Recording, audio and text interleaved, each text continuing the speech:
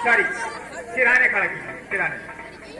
भगवान राम ने लक्ष्मण से कहा कि लक्ष्मण, रावण ये प्रकांड विद्वान है, रावण एक प्रकांड विद्वान है, तुम उसके पास जाओ और उससे कुछ शिक्षा प्राप्त करो। लक्ष्मण रावण के सिरहाने खड़े होते हैं और कहते हैं कि हे रावण, ध्यान देंगे, हे रावण तुमसे जग में योदा, हे रावण जग में तुमसा योदा, तुम सान आने वाला कोई, नेत विशारद ज्ञानी हो, तुम सान ज्ञान वाला।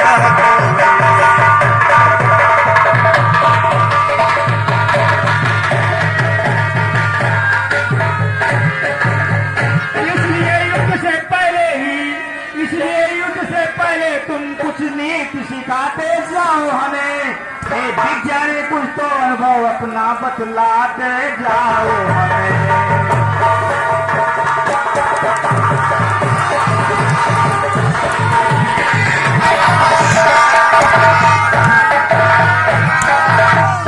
रावण जब अपनी बात कह चुका, लक्ष्मण जब अपनी बात कह चुके, तो रावण कुछ नहीं बोलता है, बिल्कुल शांत है। वो झुझला करके लक्ष्मण भगवान राम के पास जाते हैं, कहते हैं भैया भैया, रावण तो कुछ बोल ही नहीं रहा है। राम ने कहा कि लक्ष्मण, जिससे कुछ शिक्षा ली जाती है उसके सिर पर खड़े होकर शिक्षा नहीं ली जाती, उसके पैरों के पास खड़ा होकर के भेदभाव से शिक्षा ली जाती है। अब की बार तुम उसके पहचाने जाओ, अवश्य ही तुम्हें कोई न कोई शिक्षा देगा। लक्ष्मण रावण के पहचाने जाते हैं, तब रावण कहता है, देखो लक्ष्मण, तुम में और राम में कितना बड़ा फर्क है।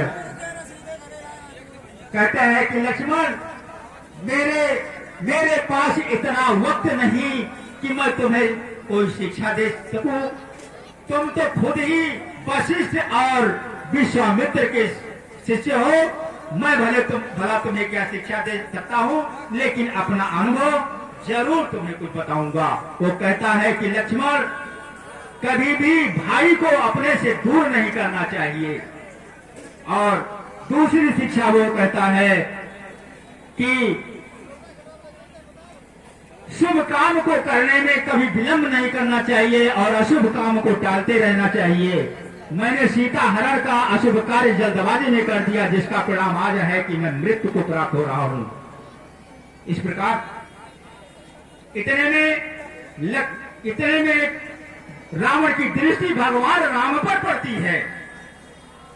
रावण कहता है, हे राम, अपने होते जाने ने दिया, अपने होते जाने ने दिया, लंका में राम तुम्हारे को, लंका में राम तुम्हारे को, तुम खड़े हुए सन्मुख में, जाता हूं राम तुम्हारे।